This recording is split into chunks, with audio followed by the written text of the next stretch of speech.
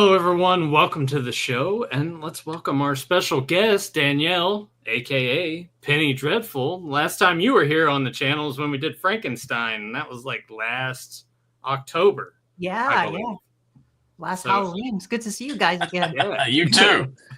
We were talking before the show. Tyler mentions this every time that we got to have you back sooner than later. It's too much time in between before, like, when we have you on. But when we do have you on, usually the topic of discussion is Batman. So we'll just bring you back for more Batman stuff. Okay. Yeah, and we always got to shit on Christopher Nolan films. But we can find a way to work that in during our commentary tonight. You know.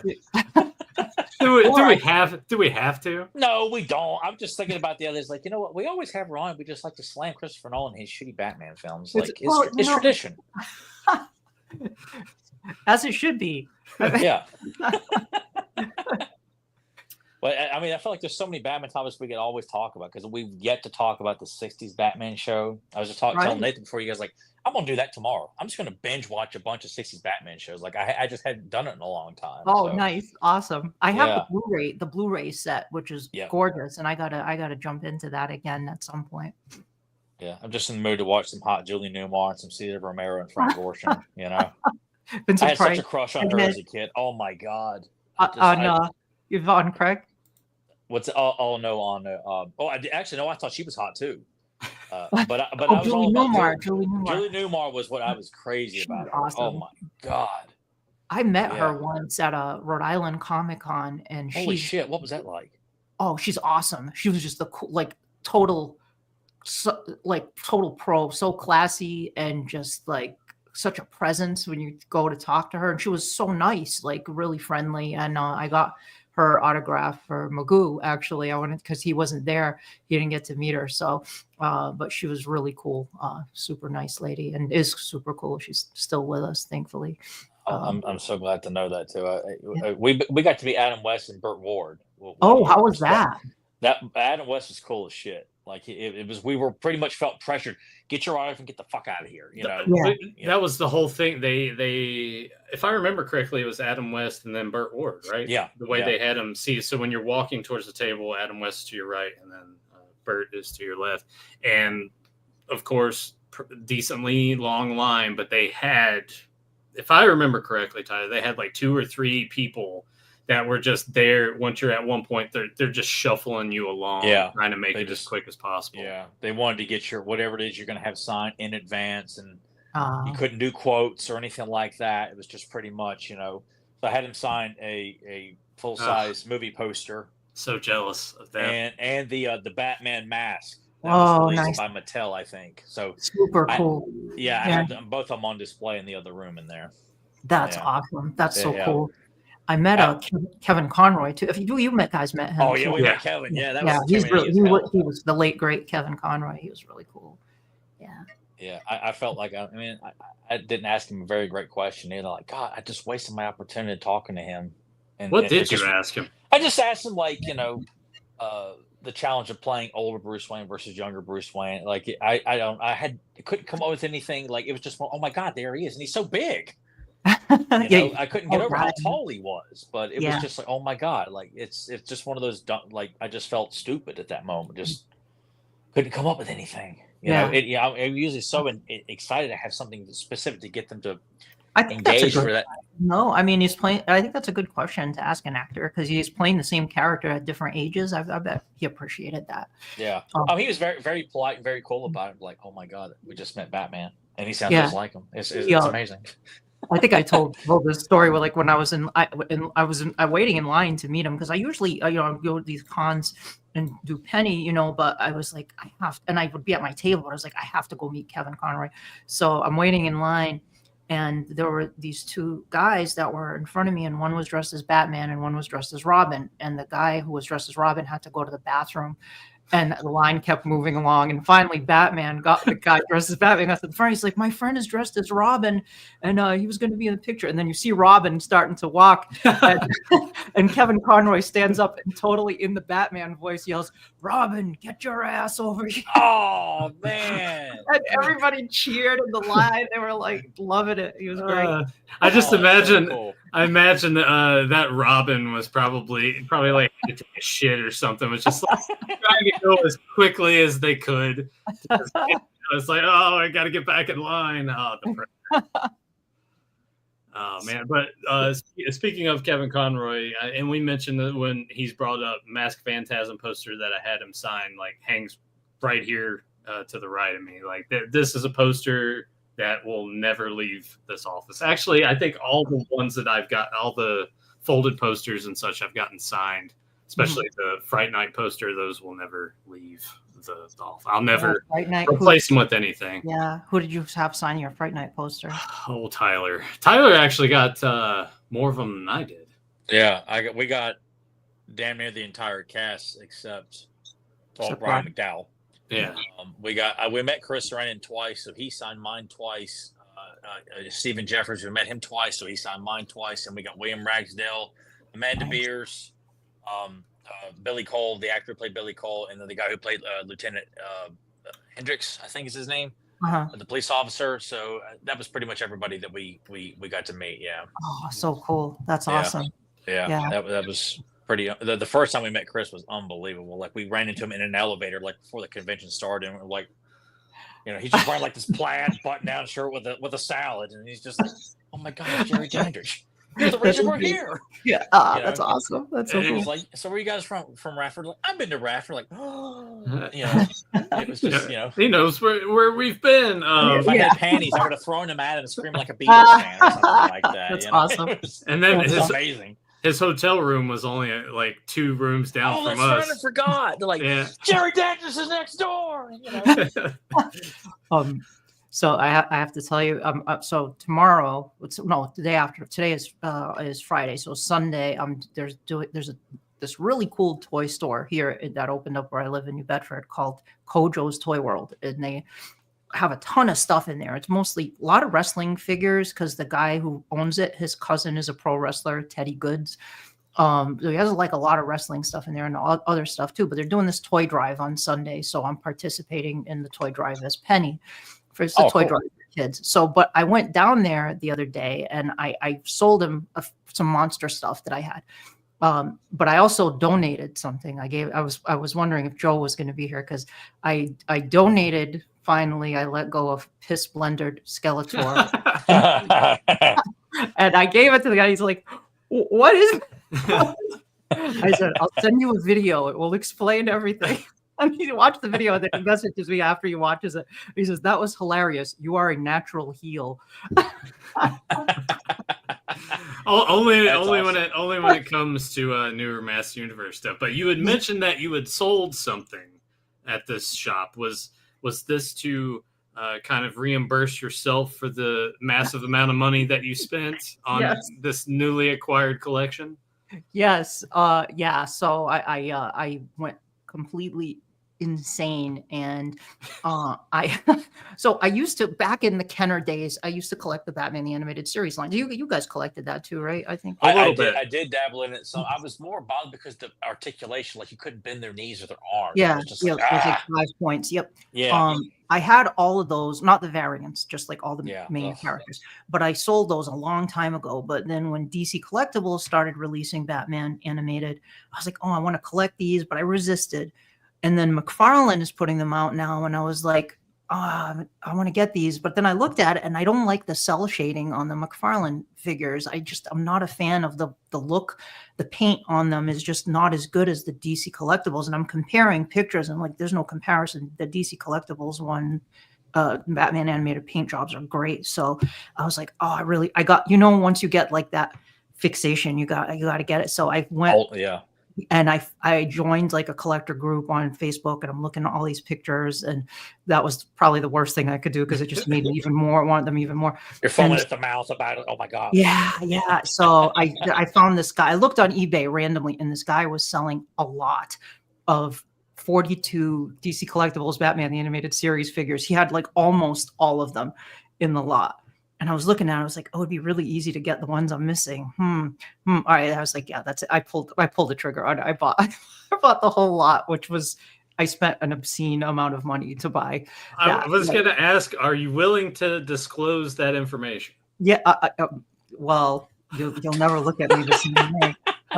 Hey, wait, no. Yeah, I said. But before you say the price, no, we are not here to judge. Tyler and I spent $800 just to get Silverhawks figures, and there were other figures in the lot. I spent like $800 just to get the Silverhawks stuff. Yeah. So, no judgment here. It was 1,500. That's not that bad. For 42 figures. That's not bad at all. And they're expensive. Like they're not cheap. If you're going to certain figures, like they're not cheap. So yep. Especially like Two-Face and Scarecrow are really expensive. Yeah. So and the paint on, I'm looking at Scarecrow and I'm like, this one, the original one looks so much better than the one they did from that McFarlane did. And McFarlane is doing some characters that they didn't release for DC Collectibles, which I'm into also. Like I did get they're doing like collect and connect figures. So they have Maxi Zeus and Lockup. And okay. Yeah, they're doing some of those. They're going to do Bruce Wayne in the next wave. They did Condiment King too. I don't know if I'm going to get that one. I don't really want Condiment King because he's like met as a one-time joke villain that the Joker brainwashed. I know what he is. I don't need a figure of him. No. I didn't need a figure. Totally. Exactly. But for completionist's sake, you might need to. I might. We'll see. I don't know. We'll see. Yeah. I'm still missing some that weren't in that set. Like we were talking about before, Officer Montoya. They only released her with that Rogues Gallery, the Gotham City Criminals or whatever, and I can't afford. I'm not going to spend $300 just to get Montoya. So maybe they'll re-release her at some point. Well, if you decide to pull the trigger, you can send me the Killer Croc and whoever else came in that set. Too, I will. If I do it, you can donate that to me if you want, and that piece of shit Skeletor, or whatever. I wonder if somebody's going to buy that if he puts that for sale. The set included Montoya, Killer Croc, Mr. Freeze, Poison Ivy, and Bane. Oh, God, Mr. Freeze and Bane? Bane. Oh, okay. So it wasn't Mad Hatter. Okay, Bane. Okay, yeah. I only picked up a couple because I think at the time when I was trying to get a hold, they were always either out of stock or having to go on eBay. And I only got Riddler, Two-Face, Bane, and the new Adventures of or the Gotham Knights version where like the Scarecrow looks like the minister, like the Western minister. Yeah. I got that one. Yeah, which I like Jeffrey Combs' take of that. But I like the first two versions of Scarecrow in the animated series too. Like the one with like the kind of kind of round head, and then of course the straw hair. I love that version too. Yeah, he's great. They all are. All those designs are really good. But yeah. The only thing I don't particularly enjoy about those is, and that's why they came with the stands. They're hard to stand up. It's hard to stand them up. So it's a little distracting, like the ones that you just absolutely can't stand up and you have to use the little stand on them. They kind of Riddler's got the tiniest feet. If you don't stand him and I don't think the stands are that reliable either. I hate those stands. I don't like them. I'm looking for doll stands that will work with them. That's smart, yeah. Yeah, like some black doll stands. That I've seen displays with those doll stands that look much better than those weird little flimsy things that they gave them. So that's why because I had mine displayed. I've taken it down just because they kept falling over. And they're not here in the office. I had them displayed down in the basement, but that might be a good idea for me to. That's an excellent idea. The DC Collectibles ones, that is one thing McFarlane has over DC Collectibles. I think is the DC Collectibles ones are more fragile in terms of breakage. I heard they can break a lot more easily than the McFarlane ones because of the type of plastic that they use, supposedly. So having a stand for those is definitely a good idea. Well, we have to think too that this is what like Mattel in mid 2010s or so. Oh, with classics, yeah. Yeah. So so there's something, I guess, about that plastic that they were using amongst everything that made some of the stuff sort of fragile then. Yeah, that happened with classics, Masters Universe classics, but also with the DCEU classics, right? I think that was like I remember having issues with the ones that I bought, though. I remember them being pretty, at least, I never heard if there were issues with breaking or anything like that. But the ones I had. I think it was Spout's trunk was one of them, and then Roboto's chest. Yeah. I Because thought you were talking about DC Universe. I thought you were. I see. Oh Yeah, yeah. the classics. Well, I remember all that stuff. I'm like my goddess, like her pelvis like Oh, busted. the goddess. Yeah. That one, that was the really, and then of course I had the reverse shoulder Roboto, and Spout was fine. I think other than that, and my Scorpia fell apart. Really, Scorpia yeah. did? Wow. Yeah, but she's been fixed, of course. But other than that, I remember hearing about all of those plastic issues with classics. But I the shoulder stuff didn't bother him. Like, you know what? I'm not. You know, he's behind Stratos at the moment here. It's like I can't see that. I'm just not going to concern myself with that. Yeah, with Roboto, it's not that noticeable. I didn't think it was. Yeah, I wouldn't have noticed it unless I think it was like Emiliano pointed it out when on Roast Google where he was talking about King Hiss's shoulders, and I was like, that was the other one too. Yeah, it was the King Hiss shoulders. Yeah, and I wouldn't have noticed it, but then when he said it, I was like, oh yeah, the scales don't line up. Like I couldn't unsee it after that. You know? Yeah, me too. I was like you. I didn't see any of this stuff when I got it, and then I'm on the org, and people are complaining about it, like, oh my god, like it is. I'm like, oh well. Yeah, I'm not gonna write to my congressman and bitch about this. I'm just like, all right, well, like I got it, and move on to the next one, kind of thing. So, well, speaking of moving on to the next one, you guys want to go ahead and jump into watching this episode here? It is Christmas time after all. Let's do it. Yeah, it is. All right, well, for those of you at home, go ahead and dig out your DVD or your Blu-ray set, or if you got Max, like the three of us are going to be doing here to stream it on, but go ahead and get that popped up. And Tyler, go ahead and give us the countdown, and we'll get going. All right. 3, 2, 1, action. Do you guys remember the classic commercials for this show when it first aired too, like, on Fox Kids back in the day? Yes. Oh, yeah, definitely. Vaguely. Unfortunately, only vaguely. But I don't even remember seeing this one when it first aired, though. Like, I have no memory of this one. I do. It was too early for Christmas, as I recall. I think it aired in like the fall, like November. Maybe that's what I'm thinking of, because I keep thinking, like, I don't think I did, but then part of me is like, I think it, because I was not missing any of that first season episodes when they first aired. Like, I just. Yeah. So maybe I did, and maybe I was like, you're like, why is this airing? And Robin's in it, and then Robin wasn't in any of the other episodes that were airing at the time. Like, there was no introduction to Robin. It was just here he is. He was just there, and it was like in the fall. It was too early for Christmas, and it was they just kind of dropped Robin in there. Classic opening. That's such a great opening sequence. And I love this title card. Yeah. Oh, I love it. I missed that when they went to the new Batman Adventures. They got rid of these title cards. Yeah. Cool. I've always told Nathan there's something fun about superhero shows that take place at Christmas. Yeah. I just love the idea of like, we got to go save the day on Christmas Eve, kick some ass, and go home and open presents. It's. I just think it's so cool. I remember being in school and all the kids at Christmas time would sing this iteration. Jingle bells, Batman smell. Yep, I remember that too. That was a common. Was this Charles Manson cameo there? Did you see that? They snuck that in. It was supposed to look like Charles Manson at Arkham Asylum, which is so messed up. I mean, it's just hilarious too. The idea that he's just gonna rocket Christmas tree out of Arkham's roof. It's such a Silver Age comic. Very much so. And I love that the show can mix in all of those eras of the Batman, from golden to silver to bronze to even the modern day with Bane, and blend it so well together. For sure. And this is what they did: 2 Christmas episodes. Well, they did one for Batman the Animated Series, and then New Batman Adventures had that Holiday Nights. Which I wish they had. Did you ever read the comic, which they released before that? Because I did not. They released before they ever made that, like a couple of years before. They released a comic of that. They used the stories from the comic, except they didn't use the Mr. Freeze story, which I was really bummed out about. I guess because they decided to change what they were going to do with Mr. Freeze in the show, maybe. But it was a great story about his wife and him wanting it to snow on the day on their anniversary or something like that. I got to read that. Yeah, it's a good story. And they had all the other ones in there. I love how Batman's just totally unsure.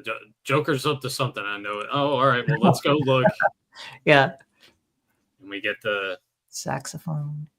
I love that too. It's a nice touch. Yeah. There's going to be a robbery. No, he's just giving her her wallet back, kind of thing. His take on "It's a Wonderful Life" is how mine is to this day. I've yet to see that movie in its entirety, and I'm like, Oh, I really? can't get past the title. Like, I'm just like Bruce. I'm like, really, man? No. But Bruce finally watches it. Yeah. He finally does, and I've seen chunks of it, and I always lose interest in it. I'm like, I don't want to, no. You know, Tyler, I haven't watched it in its entirety myself either. Maybe All we right, should, so I'm not the only one. maybe we should both change. We should both watch it next week. Yeah. Make it, put it on your Christmas watch list. Yeah. I'd rather watch the Beavis and Butthead version of "It's a Wonderful Life." Here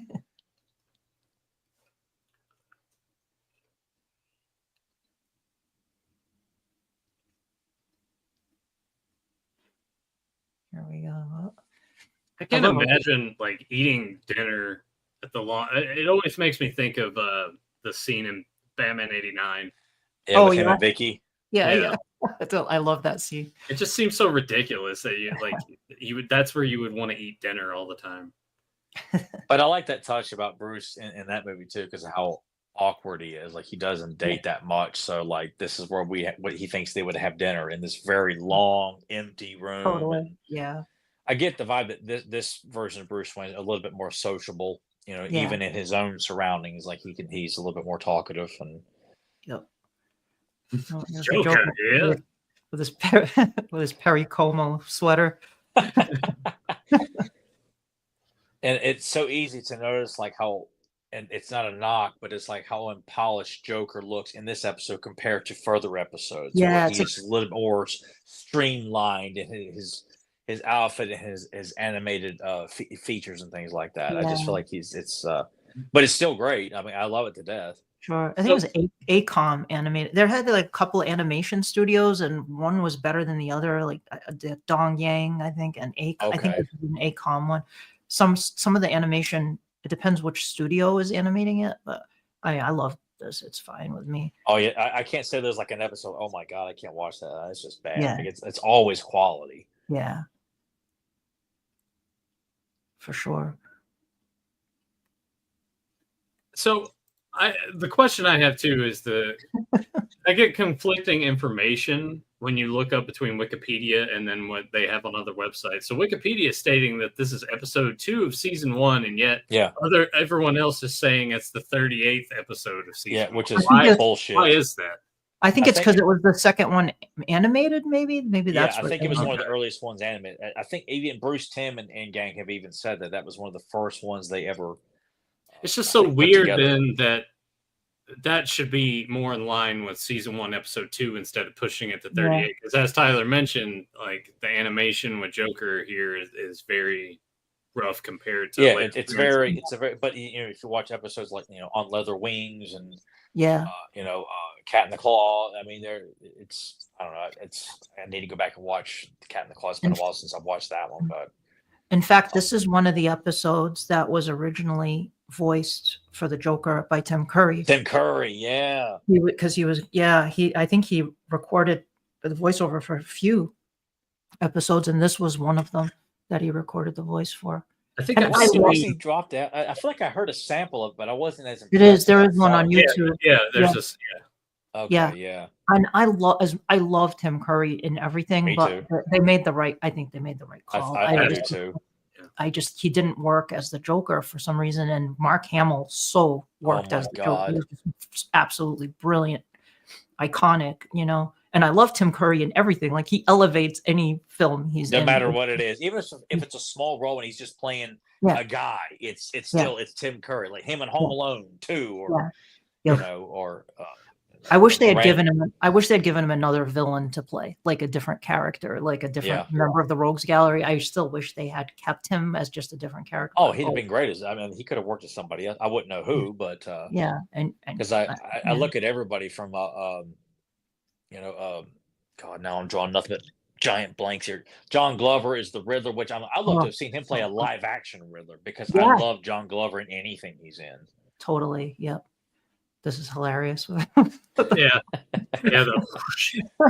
Between that and then his cardboard cutouts of everybody for his audience. Oh my god. Knowing that he took the time to put all those together for his own amusement, It's I great. love It's so that detail. Joker, and it's so funny too. And it's so, I think it's difficult to like write comedy, like humor, but sick humor, and it's perfect for the Joker, Like what he And- does here when Summer's like, my mother's on that train. Oh, it'd be more even great when it when it explodes, and she starts Yeah. crying. Like it's a great moment because he's laughing. She's like, oh my god, it's Christmas Day. My mom's gonna die. And to think that they were able to pull this off and like market it towards kids. Yeah. And my parents loved the show when they saw me and my brother would watch it. They thought it was a really well made Batman because show. I mean, you watch it as an adult and it holds up infinite, probably more so than it did when we were kids. I was not a kid when this was airing. Well, come on. I was not. Trying to give you the benefit of the doubt, but Thank you. Well, we still talk. I I still always loved think it. that you're our age anyway. So I never think about that you're there's an age difference between us. Yeah, you're not decrepit like some of the other members. There's people our age that look like they're 20 years older than us. Yeah, that's true. I love Laffy, the stupid puppet. Yeah, yeah, so stupid. I love it. And just the twist now of like, oh, we're on our way here, but all right, well, here's the train bit, and they got to go turn around and go take care of that. So yeah, here it is. Here it is. Yeah.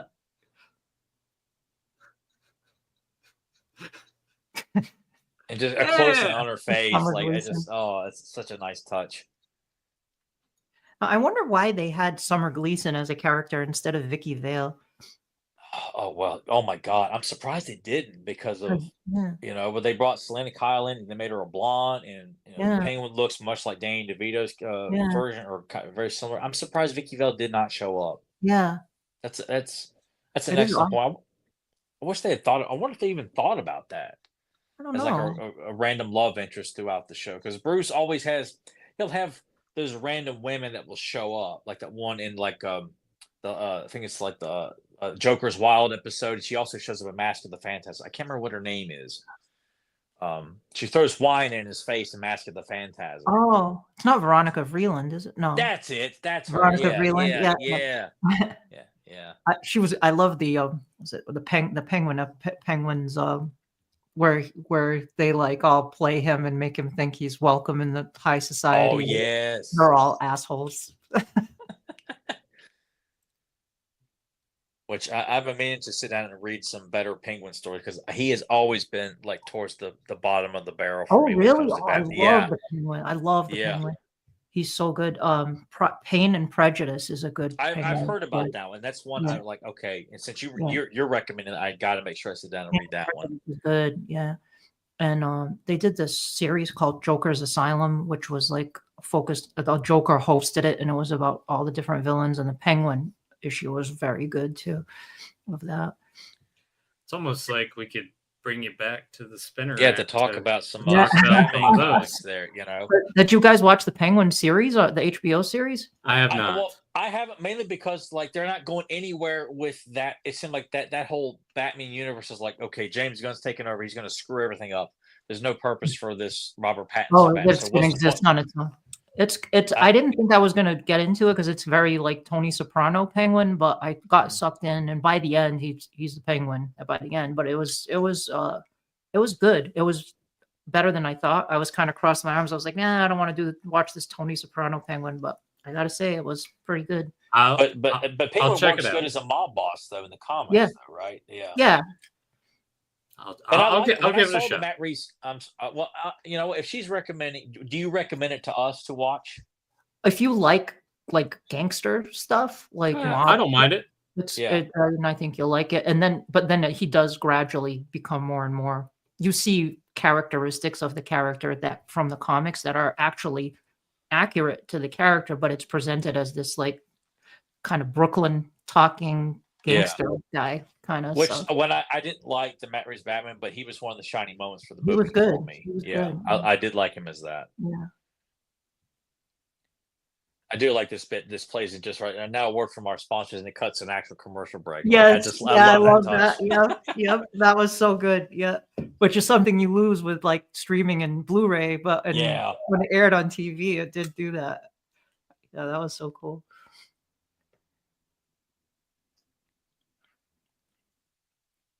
There's something cool here about the setting with it being Christmas time. It's snowing, so we have all these action sets going on with snow falling around. It makes it very, very unique. Even though when Mr. Freeze showed, there's snow or ice, but it's not typically Christmas time or something like that. It's just he's there on a regular day. The show too, I feel like because I was more about the Batman entertainment from this and the movies as a kid, and not so much the comics. And I go back and read the comics when I got older. I'm like, man, I enjoyed the series a lot more than the comics at times. I just feel like I the quality they had raised the bar so high with some of the stories they did in the show. You know, even though they're pulling from the comics, I'm like, I guess the comics over the years just haven't had the impact on me that the way the animated series and of course the movies have. Have had on me. There are runs in the comic that I like. I don't read them that really anymore, but like some of the like the 70s one when it was like the Bronze Age stuff, I liked a lot, and but And I've dabbled in that too. I've read some of the '70s stuff, you know, Denny yeah, O'Neil, some of the Neil Adams, yeah, anything with Jim Aparo illustrated. Like I yeah. just love his Batman.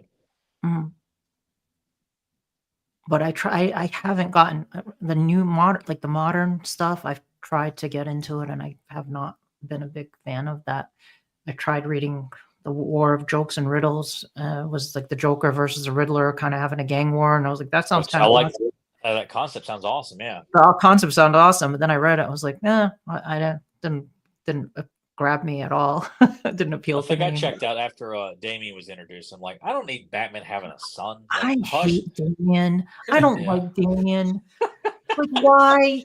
Why do we need that? Like, just like, Yeah, it's just like, yeah, Batman beds a lot of women, and Talia's one of them on a, on and off thing. But like they finally had a kid. Like, no, You think he would know better? Yeah, who's an Yes, assassin? of course. His assassin child who's like a total jerk. Like, Yeah, I there don't was know. nothing It's like likable about that story. I like Dick Grayson and I liked Tim Drake too. I like Tim Drake too. Yeah, but Jason Todd, whatever. I don't care. I think never, everyone's anyway. until they became the Red Hood, people were just kind of like, whatever. Yeah, kill him. Yeah. Yeah. And then was like Carrie Kelly. No, was it no, the spoiler became who would become the Stephanie second Brown. Stephanie Brown was Robin for a brief period too. Yeah. She was the Clue Master's daughter. Again, I'm like, why? Just keep it to like just Dick Grayson. Honestly, like I would be fine with it if they just like rebooted it and like Dick Grayson. I have no problem with that either. Like I like Barbara Gordon as the one. And Barbara Gordon. Yep. You know, and then keep Huntress as the Huntress. Like even though I didn't mind the concept of her becoming Batgirl at one point temporarily, but I'm like, that's the Huntress. Like let's keep this Bat family quite finite. We do not need to constantly keep expanding. You know, I know for somebody who's a kind of a loner, Batman sure has a lot of people. Very good, excellent point. It does sort of very much dilute the aura of his character by doing such things. And I think they even did that on purpose. Like when the was it? I guess when the Silver Age or when Denny O'Neil and them came on board, like they got rid of like Batwoman and Batmite and all these other kind of overly friendly, campy elements of the Bat family. The Bat-Hound. Yes, and of course, I like bringing him back for Batman Beyond was a nice touch. The way they did that was very good. I thought. Absolutely. We missed the gag where Joker had he was upside down and had the face. Oh yeah. Right. Always like those. For whatever reason, they're funny to me. Oh, these soldiers! They put them in that video game, the Nintendo game. Yes. Yeah. I love the Super Nintendo version of this game. That's the one I played. Yeah. And something too that I still love to this day, and I always I like to associate with Batman is the use of actual guns. Hmm. Especially Tommy guns, because after Tommy seeing Dick gun. Yeah. Tracy and seeing Joker with a Tommy gun or Two Face, like, oh my god, like I cannot unsee. I have to see them with Tommy guns all the And it's time. funny because that's like they were forced into doing that, and I'm glad they were because the Fox didn't want them to have like actual guns. Yeah, So they were like, their solution was like, what about an old fashioned type of gun? And they were fine with that, which makes it even because this show is so like timeless because it's like it's supposed they have computers and stuff, but then like a lot of the cars and everything look like looks the like a 1940s. 40s. So then the Yeah, Tommy gun just fits right in to that. it's such a cool video, and the sound of the guns when Tommy guns fire, Yeah. like, oh man, it's so cool, man. Speaking of which, Yeah, here we go. I love that gun sound effect they use on the show. And the I mean, music is so good oh too. my And god, Shirley Walker does not oh, get enough credit yeah, as a composer. absolutely. Everybody had like a theme, a memorable theme, and they've used it in the game too. The video game. I remember they used the themes in the game, yeah. and then just the main, all the background music. It's just beautiful. It's a shame she's never brought up amongst like the ranks of great movie composers, Oh because she's yeah. dabbled in like her score for Mask of the Phantasm. Oh my Oh god. yeah, it's amazing. Yeah, so good. I watched that not too long ago in 4K just for fun Oh because I was in the mood, and just it's so bombastic. Oh my yeah. god. How does it look Love in it. 4K? Amazing. Yeah, I'm Like sure. there's spots of blood in the movie that I Yeah. didn't see on DVD or on Oh wow. Blu-ray and DVD, just nice touches. I remember seeing that in the movie theater and wondering Oh, like, I envy you.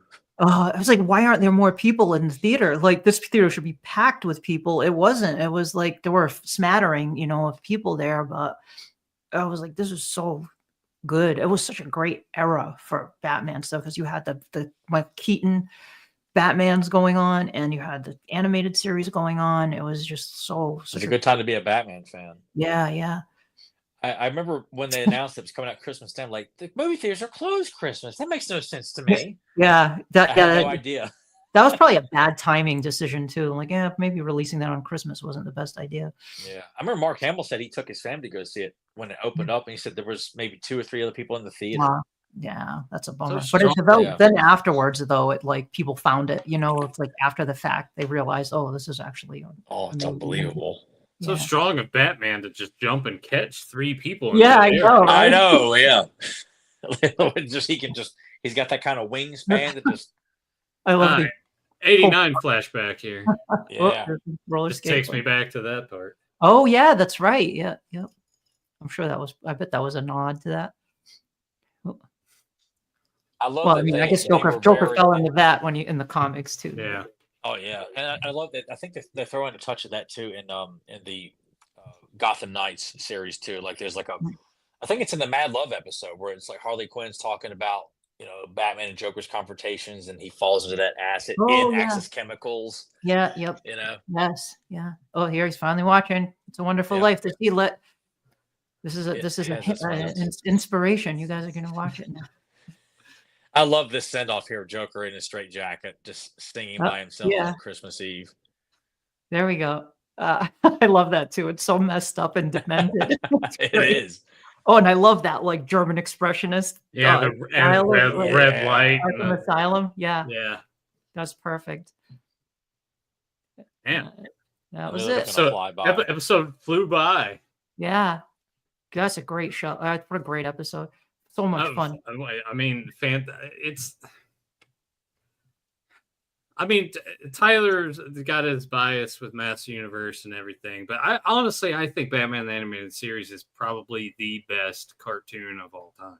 I will not argue that. Just my placement of He-Man means so much, but I would put this in terms of quality and everything. It would probably be right I think it's there apples with and it. orange to compare He-Man. It is. Well, It is. Again, yeah. It's all subjective, but I think just when you look at the long list of cartoons that we grew up with, I think this really sets itself apart with its maturity and its storytelling as a whole. It just offers something that and I it's think consistent. yes, Yeah. that you don't get as much of. Now, granted, I know people have opinions of the new adventures of Batman and Robin when they kind of switch character designs and But even such. that, like, as much Still as that great. pissed me off as a kid, to Yeah, watch them now, and I got older and I appreciate it a lot more. The stories are damn good. yeah, The stories know. are just a lot of them are just as good. I mean, not all, but a lot are just as good as the original run. It's just some of the designs they simplified those designs, Yeah. and the animation changed too because originally it was like hand drawn on those black backgrounds. So Yeah. there was like a depth to that style of animation that was not present, I thought, in New Batman Adventures, but I love the New Batman Adventures too. I mean, it's just a continuation of it. It just kind of looks a little different. So I don't know why I keep calling it Gotham Knights. It's New Batman, New Adventures of Batman, or something like that. I can never. I just know that's when it just changed the look. yeah. That's all that matters. Everything changed. It's terrible. I was more pissed off about the Joker when that came out. I was like, That's the one. hated That's the one they screwed. I can't believe they screwed up the Joker design because all the other ones, I'm okay with most of them. Honestly, Yeah. like for the most part, I'm like I think Batman looks good with all black with the Yeah. black. So I think he looks good. I'm fine with most, but the Joker, you can't get rid of the red lips. the color in his face. Even though I've grown to appreciate and love it because Mark Hamill's delivery is still amazing. Yeah. And the episode, Joker's Millions and Mad Love, I love those two episodes with Yeah. that Joker in it. But it was definitely the biggest offender to me when I saw that for the first time. I'm like, oh, God, It was too simplified. It was too simplified. Yeah. And he was good, and it was World's Finest when they did Superman and Batman meeting for Yeah. the first time, and they had Lex Luthor and Joker. The animation in that was really good, but it's just like there's something lacking with that design. It's too simple. And then I love that they changed it again for the better when he shows up in Justice League. Yes. For Injustice for All. Like, oh, that might be my favorite version of the animated Joker. Yes, that was the sweet spot. That because they pulled it a little bit back. Like they simplified it too much, but then they pulled it a little bit back, but not all the way back to where it was, and it was just like right in the right spot. It's like his makeup was a bit darker. Mm-hmm. You know, he just, oh my God, there was so much. He was more malicious, I thought, in the episodes in Justice for All. Like, and then of course, I think, and when his Batman Beyond, Return of the Joker, I thought I didn't mind that version. The slick back hair and everything. It's going to be different anyway. But that Justice League version of the Joker is, I think, probably the best looking Joker that has been done in the DC animated universe. I agree. Yeah, but it's difficult to find.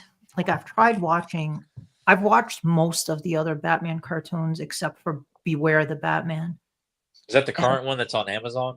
No, Beware that one is the Caped Crusader, which I also watched. It was so. I was like, I wasn't. I wanted it to be like to catch that feeling of Batman the Animated Series, and I felt the same way. I watched a couple episodes. I was just like, I'm just not really clicking with me. Yeah, I liked the Clayface episode. I thought that one was pretty good. I liked the Catwoman one was all right. It was kind of funny. It was like unexpectedly like more comedic episode, but I wasn't feeling it too much. And Beware the Batman was like the CGI one that came out a lot.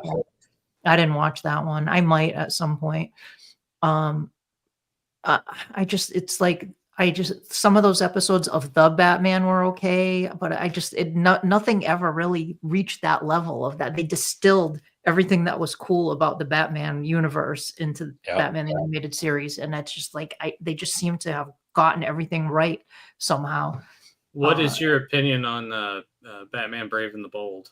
Because I've actually really enjoyed that one. I love Batman Brave and the Bold. I got the DVDs for that, actually. I do for a totally different reason. Yeah. It's fun. It's just fun. Yeah. It's very much 60s series parallel. Like totally. That's why I like it. Yep. Tyler, you probably should check it out. I remember when it came out, I was like, oh my God, it's just what a pile of shit. And Nathan watched it, he loved it. I'm like, I don't know, man. And I still to this day have yet to watch it. Like I don't know, maybe I could pull back my because I let my Batman to be serious, even though I love the '60s Batman. But It's like the '60s Batman. You have to put yourself in that mindset, I think. Yeah. But It's But a I lot think- of fun. all right, I tell you what, that will be something I watch tomorrow with my '60s Batman marathon. I will watch at least one episode of Brave and the Bold. Is there one that you two would recommend that I watch? I don't know. I would have to look at the episode list and try to pick one because I pretty much just went on Max and started watching it and Yeah. just finally gave it a shot. Because Tyler, I was like you. I saw the stuff. I'm like, what are they doing? They're making them goofy, and this is stupid, which makes no sense when you really think, because we both love the '60s show, so it makes no sense for me to be like, oh, well, they're making. But this I'm like, goofy I or whatever. want things to. That's why, like, people want to forget, silly Batman and make him serious the way he was intended to be. That's why I'm like, I don't want to progress with animation. I don't want Batman to be a joke. But I agree. I love serious. My preferred Batman is like that darker Batman. But I love all the homages in Brave and the Bold to all the Silver Age stuff and Golden Age stuff. Like, it was like a love letter to that era of comics. And even though it was goofy, like a lot of times, it was still like fun because it threw in tons of references to all of that stuff and those characters that you would not see in another cartoon, like Killer Moth or something like that. I know Killer Moth shows up in it. I'm like, it's like that's the only cartoon where you would see that character. But then they did like Black Mask in one episode, which they never did in animated Batman the Animated Series. He's a character I think would have worked well in Batman the Animated Series. Black Mask, the original Black Mask with the gangster suit and the fedora and then the Black Mask. He would have been great. I'm trying. There are some really good episodes of Brave and the Bold, but I can't remember offhand. There are some that are a little darker even than others. The Joe Chill one, that one is a good one, where Batman finds out who killed his parents, and it finds out about Joe Chill. That one I think is a good one. I don't remember. I'll have to look and see what the name of that episode is, but I think you will like that one particularly because it's not as goofy. It's a little more serious. Okay. And then they have an episode that is totally goofy, and surprisingly, I actually really, really liked it. And it's a musical episode. The Music Meister. Oh. The Music Meister. Tyler would hate that episode. You hate it? Forget it. No, Tyler would hate it. But it's I swear, because the beauty of it is, even though it has the comedic elements to it, so much of it is so well written that it will make you chuckle and make you laugh. The music is actually good. Like, it's very well written music. But and then that villain they used him in I think they used him in The Flash on the CW, the Flash show. I think they brought the Music Meister into one episode of that. So he became kind of a thing that beyond. And Tyler, I hate musicals, but I watched it. I'm like, and I really hate musicals. And I'm like, this is surprisingly very I love old musicals. Clever and well done. I can appreciate that. I just like, who sings?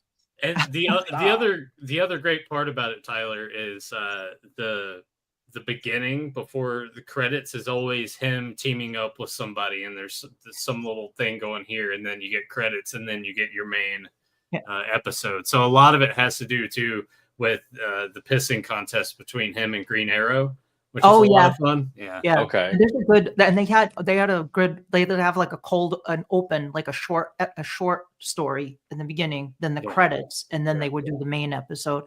And I was so psyched because they had the Cavalier in several episodes, and he's my favorite of like the obscures, like Z-list Batman villains. And he was in like a whole bunch of episodes of that show. Just like usually it was like in a small part or something like that. I'm like, oh my God, they have the Cavalier. I can't believe it. They use like every Batman villain you can imagine. And did you watch, because I've seen that the Batman Brave and the Bold has the Scooby-Doo crossover, and I'm like, that does seem kind of intriguing to me. Did you watch that one at all? I think I did watch it, yes, but I don't remember much about it, but I did watch that.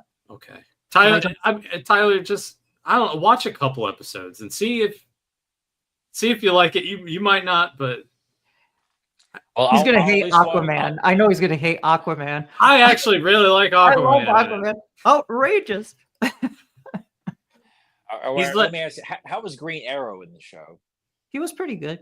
Yeah. Okay. He was Yeah. not. He wasn't goofy. Neither was No. Batman. Wasn't really goofy either. It's like more of the surrounding the plot Gotcha. lines and some of the surrounding characters were goofy. And And they had as Daniel said, it's not all goofy. There are stories that are fairly like very well grounded, serious stuff. But a lot of it, it's just I can't explain it. It's But then you very get a 60s Batmite. esque. Then you get a Batmite episode. Yep, Batmite. Voiced by Pee Wee Herman. Yeah, Paul Rubens Well, does Batmite. that's okay. That I gotta admit that's kind of intriguing. It is pretty awesome. All right. You got my word. I will dabble in Brave and the Bold tomorrow. You have to think of it as like this is like golden age, silver age. This is not like Which I'm fine with that comic wise. I just really have got to prepare myself. Okay, this is not the animated series. This is not the animated series. There's no Tommy guns. There's no badass. I don't know. Are there Tommy guns at any point? There might be some Tommy guns I don't know. somewhere. I'll watch it over the Filmation Batman cartoons, which I do remember when I was a kid. Not the first one aired in the 60s, I believe. Yeah, it was the 60s, but then the second one was in the 70s, and I remember with that Adam one had West? Batmite in it too. That was a Filmation Batman cartoon. There were two of those, and then I watched the other one in reruns when I was a kid too, the 60s one. But it's very kind of limited story plots and animation, and I think it was Ted Knight, the comedian, the actor Ted Knight. Yeah, from Mary Tyler Moore. Yes, he did most of the voices of the villains in that show. But the cool thing about the second one that they did in the Filmation did in the 70s, they brought back Adam West and Burt Ward. I heard about that. Yeah, I think I've heard like a sample of that they did the voices for them back then. Yes, and the voice actor for Batman in the 60s one, I think, was the one who did the one in Super Friends. I think was the same voiceover actor who Okay. did Friends. Yeah, so they're fun, but it's more like something I would have on in the background instead of like fully focusing. Yeah, like I said, on binge watch this intensely, just get involved. I pulled up the episode list here on Max, and the Joe Chill one that Danielle was referring to, and I was like, oh, look at it. So just to give you a brief, the Spectre and Phantom Stranger observe Batman as he uncovers the mystery of who killed his parents. Okay, so the Spectre shows up in it. Yeah. You That's get cool. you get a plethora of like it's D-list, and like there are a ton of characters that show up. Yes. Yeah. What season is that? Season 2. Season 2. Okay. And the title of the episode, does it say? Chill of the Night. Chill of the Night. Watch that one, Tyler. Okay, that'll be the first one I watch tomorrow. Isn't there? I'm trying to remember. Isn't there one that's like a Cannonball Run-esque thing that Joker's got everyone? Yeah, I think you're right. Where is that one? I'll be right back. All right, yeah. Man, now I got to find it. I thought it was like in season 2, towards the end of season 2. Maybe not. Because that one was pretty fun for what it is. Oh, yeah. It's episode 1 of season 2, Death Race to Oblivion. Okay. Awesome. Mongol holds Earth ransom, forcing its greatest heroes and villains to race for the planet's survival. Yes. It's like we should tell him that Plastic Man shows up a couple times, and he's really great too. Plastic Man's awesome. Yeah, he's in it quite a bit, as I recall. Yeah. Yeah. I think they had him team up. It was like every episode he would team up with a different hero. And they did. It took them a while, but they finally did Wonder Woman and Superman. Yeah. Later. Which I appreciate. It was nice to not have all of those just there from the start. It was nice. We're gonna having Blue Beetle there quite a bit early on was awesome. Did you by chance watch the Blue Beetle movie? I did. Yeah, I did. It was What'd okay. you think of it? Yeah, I thought so too. Yeah, it's just generic origin story superhero movie, but I didn't dislike it. I mean, it's not like one that I'm like, oh my god, I have to watch this again someday. It was one of the it was all right. It was kind of for me. It was more supporting its lead, who plays Miguel in Cobra Kai. Yes, it was Miguel. Yes. Yeah. Yeah, When so I first saw the trailer, I was like, "Hey, it's Miguel!" No way. yeah. So it's like, because Miguel's in this, I'll go ahead and watch Blue Beetle. Did you watch the new Cobra Kai episodes that just dropped recently? Tyler and I haven't talked about that. Really? Did you watch them? Do you guys want to? You want to discuss? I watched them all. Yeah. Tyler doesn't seem too thrilled about it. Also, we'll stress here at this point, spoilers for the newest season of Cobra Kai. So if you've not watched it, you might want to kind of skip this part of the episode. They're going to drop the last few February. So that'll be it. Okay. And I'm wondering if they're going to finally tie it into the fourth one. That's what everybody keeps saying is Hilary Swank is going to show up, but nobody knows for sure if that's going to happen because she. At this point, I don't think it'd be kind of pointless for her to show up. I feel like, especially with what they've done in this recent batch of episodes, like. Well, all right, Tyler, go ahead and air your grievances because I will say offhand, it wasn't terrible, but I'm at a point where I'm like, all right, it's a good thing that we've decided to go ahead and it's time to wrap it up. I agree. Yeah. It's time to wrap it up. All right, Tyler, go ahead. You look like you're about to have an aneurysm. Oh, you really didn't like that? That first batch fucking sucked. It was like they are doing everything they can, like to purposely wait. We're letting you know we have no idea, so we're gonna have all these characters go backwards in these first few episodes. Characters are going to do stuff that they clearly would never do based on the characters they've already been established to be, just for the sake of drama. You're talking about the first 5 episodes of season 6. Was like, this is fucking terrible. Like, even though I was going along with it, and once it was done, I'm like, wait, none of this is right. And like all these characters from Devin to what's his name? Kid who shit his pants. Yeah. I'm drawing. I can never remember his name either. But anyway, it's like, dude, we're going backwards here because they've got at this point we realized they've got too many characters. I felt like I was so glad to see Mike Barnes back, but in a very pointless way. I just felt like he was Kenny's shit. Kenny. Yeah, I feel like his story arc kind of. I feel like as amazing as season 5 was, because I'm like, how are you going to top this? There's nowhere to go. And I just felt like a lot of people's stories just kind of finished off there. I'm like, okay, we really ought to focus on the family and the growth of these kids and adults moving away from all this. Like, how many more, of these kind of out of control public fights are going to happen before? And then it's just like, you see the second batch, like, okay, we're just going to throw out all the rules and just completely go batshit. Even though it was better, the second batch I felt was getting much better. Yeah, and I was like screaming like a schoolgirl when I saw Terry Silver show back up. Like, yes, oh my God, he's back! I was excited to see him back. Yeah, with a big smile in the hot tub. I was so pumped. I was like, I did like the aspect of, this is what you think it is, but no, it's Terry Silver instead. I remember sitting there, I was like, oh, they got me. It's like. Dummy, you probably should have expected that, but even still, I was like, they did it. I was so glad, but I'm like, I hate what they're doing with Mr. Miyagi's character. Like, and Daniel's so focused on this back, like, this has nothing to do with the story. Like, it has nothing to do with what he taught Daniel or anything like that. I hope that's resolved in a good way that doesn't tarnish Mr. Miyagi's character, because it's like, I don't want Mr. Miyagi to do like fucked up things like and even so, it's just like, what is the purpose of the story? Like, it's sidelined the main story. It just kind of makes there's no growth. Like, at this point, we're seeing Johnny and Daniel bicker so damn much. Like, dude, we're in the 6th season. These guys should be working together consistently. But that's why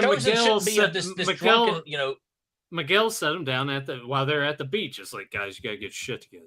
Yeah, but and then again, they also made a joke about Daniel's daughter and the one that went back to Cobra Kai. What's her name? Tori, and what's Daniel's daughter's name again?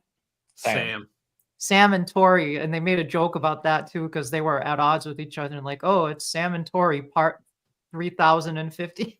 Like, that was my biggest issue with part 1 of season 6, was just Tori and the whole thing with her mom passing away. Yeah. And everyone just like, I had to like break my brain for a second because I'm like, you know what? Sure, on one hand, this is very much a realistic scenario of how everything was handled. You see shit like this happen all the time. People bottle up emotions. People don't reach out in a certain way or stop things at a certain time. So I'm like, sure. But at this point, I'm kind of with time. I was like, this is such bullshit. I'm like, why is she going back? Like, I get it, but damn it, it's so stupid. But that's what I'm saying. I'm still going to watch it anyway. It's also stupid that they didn't let her fight when she like Daniel was like, no, you can't fight, and Daniel and his wife were like, don't let her fight, and like, just let her fight. Who cares? So what? Why? Like, why are you so opposed to this? Just her mother just died. She can't fight. Like, and Johnny's like, sure she can. Like, just let her fucking do it. Yeah. But I hate that, you know, Carmen and the baby come along have been pretty much sidelined. And it was a plot device, more or less. It's just about, oh, we got to get back home. And then best of luck. Right back. I'm like, this is bullshit. Yeah. You know, it's also making Johnny's growth of like becoming, you know, a father to Miguel and a better father to Robbie. Now he's got a new child. Like, that has become the most obsolete thing going on in his character arc right now. Like, it's not even, it's insignificant. It's all about winning that fucking dumbass tournament. That should have been a thing. That should have been a thing that should have had more of a payoff with her giving birth and stuff after the tournament was done. Not just, but there's a problem with the pregnancy. That it just seems. Yeah. It's like they just were giving something Carmen to do, even though she's not really doing anything. We're just gonna say she's having. And I'm like, was Netflix pushing for 15 episodes as opposed to the usual 10? Because we did not need 15 episodes to wrap up this story. Every season's been 10 episodes. I'm like, I bet Netflix make it 15.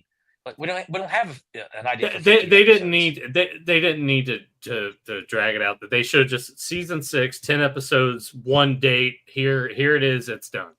Yeah. To drag it out in 3 different parts through. So the first part came out in what? July, August. Somewhere around there. It was in July, late July, I think. Yeah. And then this one came out few weeks back, and then we got to wait 2 more months. So you're looking at like 6 months or so. And how many more episodes are in the last 5 more? 5. Yeah.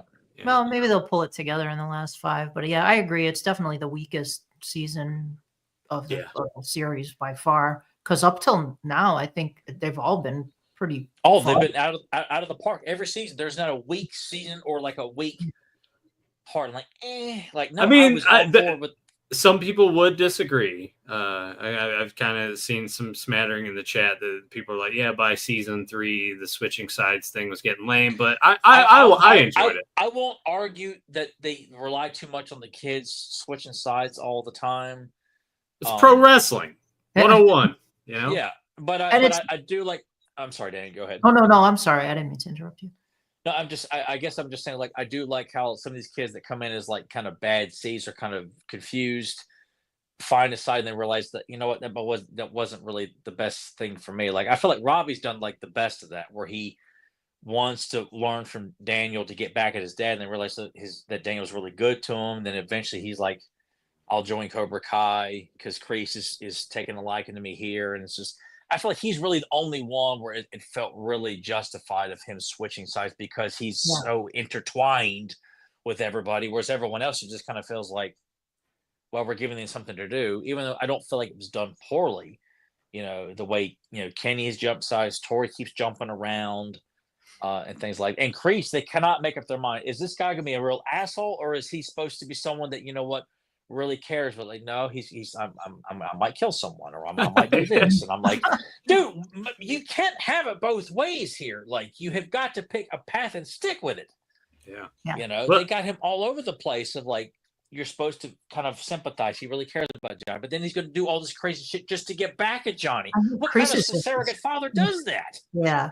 Kreese a psychopath. He's like total. Then stick with the psychopath. Yeah. Keep him that way. I love him as a psychopath. Yeah. You know? What did you guys think about how they ended the second part with the big shock after this big schmoz that they had? These guys are disqualified because they're using horse shit. I thought it was ridiculous that was it Kreese and Silver and Johnny are like they're fighting in this completely separate part of the arena, and then all of a sudden you hear guy scream, gets stabbed, and he screams, and then like they stop and they come back. I'm like, you guys could hear that over all that noise from wherever the hell you were. For some reason, I can't. I'm not buying that. And that whole ridiculous fight, it's just like there's no security around, and the guy running the Sekai Tiger just jumps into the fight just because. Yeah. Like he's not trying to stop it really. Yeah. He gets knocked down and he gets up and he starts fighting too. It's just they should have killed one. They should have killed somebody that mattered. Like that kid was like he was just introduced in this batch of episodes this season, and he was just a jerk anyway. But also, how do we go from everyone fighting each other? It's pretty much their mentality of like, I'm going to kill you, more or less. And then someone dies and everyone stops like, oh, shit, I didn't think someone was actually going to die. and that's why I feel like the whole point of like, everyone trying to say karate, helps you live a more confident lifestyle. Yeah. You've shit all over that concept now. Like now everyone's going to think, oh, karate leads to killing people. Like, even though that's not the point, it's just like, you're bringing in all these other people from all these other dojos, which are like all these new guys we're not going to give a fuck about, from the new good guys to the new bad guys. Like they are irrelevant to this story, and like that's why this. It wasn't it wasn't bad, but I'm like it was pure chaos for the sake of like someone on Netflix. Oh, I love it. They're all fighting each other. It's just great. And now it's just, where do you go from? There's nowhere to go. There is nowhere to go. I guess we'll finish the tournament, guys. In his honor, I like. What do you do? With that? Julie from the next Karate Kid. Oh yeah, there we go. She's a grief. I don't know. It's right. It's true though. It would just be for the sake of like having her show up because it's the only like major character I think from that series that and I think they said that one counts because Miyagi was in it, so they call it the Miyagi verse, but. So that's probably what they'll do. They'll bring her in to be like, Daniel, look, like I was officially his last student, and then Daniel's gonna get mad, like, what? He was only supposed to teach me. I'm completely blown off. And then they fight. Of course they're gonna fight. And then she'll join Cobra Kai, and it'll start all over. God. And then Jackie Chan walks into the room, and he's got Will Smith's kid. Oh no! Yeah. And then they AI Bruce Lee into it. And then Chuck Norris shows up. They're doing that Karate Kid Legends movie that Ralph Macchio is a part of that has Jackie Chan to intertwine everything. What? Oh, yes. You didn't hear about that? No, what is that? It's the title of it apparently is Karate Kid Legends, and it's going to have Ralph Macchio and Jackie Chan, and it's essentially going to bridge that stuff. How? No idea. I would assume that. I don't know what Jackie Chan's character is probably some sort. Was he in? Maybe he just a relative of the guy that was killed by Miyagi. I don't know. It doesn't make sense. All I can say is because Will Smith is a producer and his dumbass kid played. It's like, Daddy, I want to be a part of this. Don't worry. So we'll get you your own movie soon. But that movie where Jackie Chan played Mr. Miyagi was a reboot, though, wasn't it? It was like a total remake. It was called Mr. Han, but he's playing the Mr. Miyagi character. Yeah. It was bullshit. Yeah. No one's asking for it. No one needs it. No, I wasn't joking. I knew that. Like, I knew that they're making that. So I just really couldn't believe, like, you're really going to do this. Like, if you're wrapping up Cobra Kai and all these characters, why do you need Daniel to continue? Then make another shitty movie with Jackie Chan and Jade Smith and go about your damn business. Hey, you know what? I'm all for Macchio getting that cheddar. I'm all for it too, but I'm like, the way this is going. What if this last batch of episodes doesn't end that great? Yeah, well, are people really going to want to see the story continue? Like for me, it ends at 5 if this doesn't get any better. And I can sit there and say, maybe they'll stick the landing. I hope. I don't think they will. I think they're going to fuck it up. It's crash and burn. People will be screaming and yelling and calling on fire. No, they're going to make more. It's like Red Letter Media says. What are next? What are next? Be like the last season of Game of Thrones. No. That's what worry's going to happen. I'm telling you, man. Like that was such a piece of shit. Oh my god! What a disappointment! I hated it so much that like I will never rewatch that entire series ever again. I don't want nothing to do with Game of Thrones. I can't do it. I need to get rid of my Blu-rays. Actually, too. I did. I got rid of all my Game of Thrones stuff. I was like, "Fuck this show."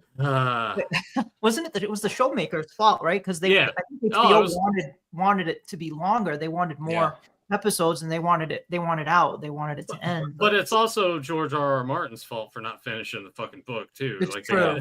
They were like, "Hey, finish the book. We can go off of this." He's like, but he still hasn't. Have you watched House of the Dragon? Have you guys watched that? No, I can't. I can't do it. I get my time. No way. Have you watched it? I have. Yeah. Is it all right? Yeah. She's been doing that a lot tonight. A lot of yeah. No, it's okay. It's not bad like the last season of Game of Thrones was, but it's not good like good Game of Thrones is. It's somewhere in the middle. It's like, yeah, this is all right. It's more dragons, so that dragon battles and stuff, so that's kind of cool. Well, we can tie this more in together because we watched this episode of Batman the Animated Series on Max, Game of Thrones, and its spinoff show on Max, also premiering today on Max. Beetlejuice. Did you watch that? I saw that in the theater. Yeah. What'd you think? It was great to see those characters back again. It was great to see Michael Keaton, Winona Ryder, Catherine O'Hara. How cool was that to see them back in those roles? But I thought the movie was too convoluted. There were too many plot lines going on, and they didn't focus on any particular one, and none of them got developed. And then they had Beetlejuice's ex-wife. She shows up in the movie, and then they didn't really do anything with her. It's like, why? What's the point of this character? What a waste! Like, it's just... when we walked out of the theater, I'm like, you could have cut that character entirely, and it would have been fine. Yeah, it was disappointing, and it was a cool idea. Like Beetlejuice's ex-wife comes back to get revenge. Sure, yeah, that sounds cool, but no, and it was. I liked like they did that nod to Mario Bava to Black Sunday when they did the flashback, and he's talking in Italian. I'm like, oh, that was really cool. But yeah, I just like it was a mixed feelings thing because I was like, oh, it's so cool to see them again. And Michael Keaton has lost none of his ability to play Beetlejuice. He's just as great as ever. And I thought, Wednesday Addams was Jennifer Ortega. Is that her name? Yeah. She was good. She was a good daughter for Lydia. I'm like, cool, but yeah, it was not developed enough. And Tim Burton, I just, it's like, dude, take a break for a few years and then come back, like regroup, because Tim Burton has not done a good movie in a long time. Since Sleepy Hollow. Yes. Big Fish. Big Fish. I like Big Fish. Yeah. With Beetlejuice, I totally agree with you on that. It's enjoyable for what it is, and is it something that I think I would go back and watch again? Mm-hmm. Probably not, but since it's streaming on Max, if anyone has that and has been sort of just check it out on that and watch it. It is fun. I mean, it's a fun. It's like, no, that's okay. It's not awful. It's just like, yeah. It's all right. I'll ask you this because I asked Nathan because I was like, you know what, I can't do it. I cannot talk myself into it, and I came damn close to going to see it too. I said, Nathan, is it a sequel is it a story that needed to be told? He's like, not really. Let me ask you, do you feel it was a story that needed to be told? No. It no. It was, no, but I was happy that it was because I got to see those characters again.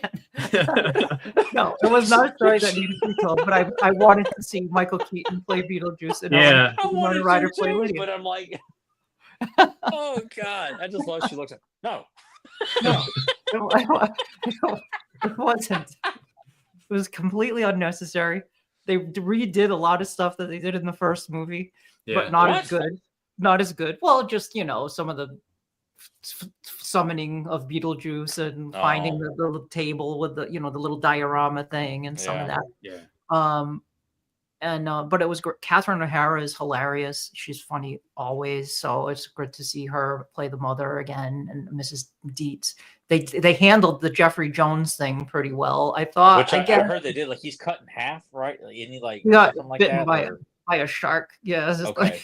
His head. Yeah. So his bottom half is walking around. Yeah. Because I was wondering what they were going to do about Jeffrey Jones. They did show his picture and stuff, like because I mean, I'm sure you probably have heard, what But he got. still acts though. Like he still gets acting gigs. So He it's does not like still occasionally. Yeah, you still see him in things. Yeah, he still Yeah, does but it. it's like smaller stuff. I think if they put him in True. something this big budget, someone would be like, well, I don't think you should do that. Yeah. Which is remarkable that he even gets that after being busted for child pornography. Yeah. But- I mean, I still like to see him in Howard the Duck and other Sleepy Tim Hollow. Burton It was, stuff. yeah, And Sleepy Hollow. Hollow. I'm like, I'm not going to sit there and get Oh, rid of the movie Ed that he's Wood. in because He was Chris Ed Rock. Wood, Yeah. yes. Yeah. Ferris Bueller. Sure. I don't Ferris like Ferris Bueller. Bueller. Yeah. Yep. So I mean, it's worth a watch, especially if it's like if you're just hanging out and it's not, or like I think it's better like around Halloween, but it's not overly offensive. You're not gonna walk away from it and be like, oh god, what the fuck? But a little bit, but not overwhelmingly. So I mean, you asked the question: was this a sequel that needed to be made? We could probably ask the same question for all the shit that they're pumping out that are sequels to well, I think established we've IPs. often pretty much said that they're making sequels to stories that don't need to be told, or they're just telling a sequel that's just, hey, an hour and 30 minutes of reminding you of a better movie for 2 hours. Well, We're going to we're going to remind. Like that Flash movie with Ezra Miller, whatever that Ezra Miller. Yeah. It's like they put Batman in it, and they had Michael Keaton Batman, and it's like I wanted to see Batman. I didn't. I was like, get rid of the rest of this movie and just have Michael Keaton. Like, what a waste. Yeah, but that's how he goes out. Come on, like Yeah, I'm sure. I haven't searched for it, but if someone has a supercut of all the Batman scenes from that movie on YouTube, I'll just watch that. That's all. There you go. I hate that, and that's what worries me because my problem with Wolverine Deadpool was essentially what the Flash movie was, what Spider-Man No Way Home. It's nothing but cameo fest. Bringing all these people and just show them share the screen for a few moments. People will pay millions of dollars to go see all these people just show up, say hello. You remember me in this? Okay, well, see you later. Yeah. And if she was, oh my god, let's just make nothing but cameos for an hour, for 2 hours. Cameos, nothing but cameos. People love cameos, and that's what worries me. Yeah. And DC's like, how come it's not working for us and it's working for Marvel? Yeah. Well, I think No Way Home so far has been the only one that like it worked well enough and got away with it, and then people saw the success of that and was like, oh, we have to copy this. Yeah, but I did like, I enjoyed it, but I know what you mean, but I did love it when Deadpool turns to the camera. It says, guys, the multiverse thing, it's not working. Just like, but by that point, I'm like, I was really expecting him to dog what Disney had been doing with Marvel up to this point, and I just felt like that he wasn't digging at him deep enough. I was really expecting. Well, I mean, they are writing the check after all. Like, but I can't go too far. The whole point of them doing this is like, look, we're going to poke fun at ourselves instead of just pretty much just knocking Fox for the movies they made back then. I felt like that's more it was. But I like the credit scene at the end where they sort of paid tribute to the Fox movies. Yeah. Well, I did. I appreciate it, but I was also like, this movie needs to just fucking end. I just Christmas special now, so I'm curious about that. I did love the Werewolf by Night Halloween special. That was good. That was awesome. Yeah, I thought like that one. I've yet to watch. I had no faith in them paying good tribute to that character. So Nathan said he liked it, but I was like, I don't know, man. I liked it. I thought it was really good. And it's only like what 30 40 minutes or something, right? Short, short. And they have the black and white one, and they have a color one version too. So the black and white one has like kind of a universal vibe to it. That's the one I watched. Yeah, the color one has more of like a Hammer look to it because it's more in that rich color to it. But I mean, I thought it was really good. The werewolf was cool. Like they did the way he looks in the comics, with the shirt off and everything. Yeah. It was cool. Yeah. But anyway, I'm curious. I will watch the Deadpool Christmas special. I think that'll be fun. I didn't even know that was a thing. I didn't know either. He's been teasing it. Supposedly Ryan Reynolds on his social media that's coming. So, I mean, it was cool to see Hugh Jackman again, but because that movie did so well, you're not going to ever see somebody else play Wolverine, probably. Which I'm glad for that. Like I like that part because I'm like even though I'm sure there's someone else there who probably could do just as good, maybe even better, but Hugh Jackman is Wolverine, and it was so Yeah. good to see him with the mask. But I'm like, it's all done for comedy now. Like that's what bothered me about it. Like the Logan movie, we're getting to see a vicious Wolverine, but it's old man Wolverine. It's not Wolverine in the outfit. We can see Wolverine in the outfit, and it's done more for comedy. Like we can't get that balance of like he's wearing the outfit and he's ripping people to shreds. And he's going to beat the fuck out of Sabretooth, you know? Right. And this Wolverine is like all the other X-Men died in his universe. So I hate that storyline. It's so stupid. I wasn't a fan of I it got either. drunk. I wasn't there for them, and they all died. Like, back to the comedy. Like, fuck you. Yeah, but it is great seeing Hugh Jackman as Wolverine. But it's like, how much longer is he going to be able to handle that physically doing that part? You know, how old is he? I don't know. He's in his 50s. Okay. Oh, he's not. Yeah. No, he could still. I mean, he could still go into his 60s if he really wanted to. 56. But 56, yeah. It's just it's putting in that time and eating the most mundane diet for a long period of time, and it's just one of those things they don't want to tell people about because you can't really achieve that without certain things that it's not you just can't sustain that kind of stuff. It's not healthy. Steroids. The thing I don't get is how is Robert Downey Jr. playing Dr. Doom? Now I don't understand. Like that's something that when they announced that at Comic-Con, everybody was freaking out and like, oh, Robert Downey Jr. is back as Dr. Doom. I'm like, how does that work?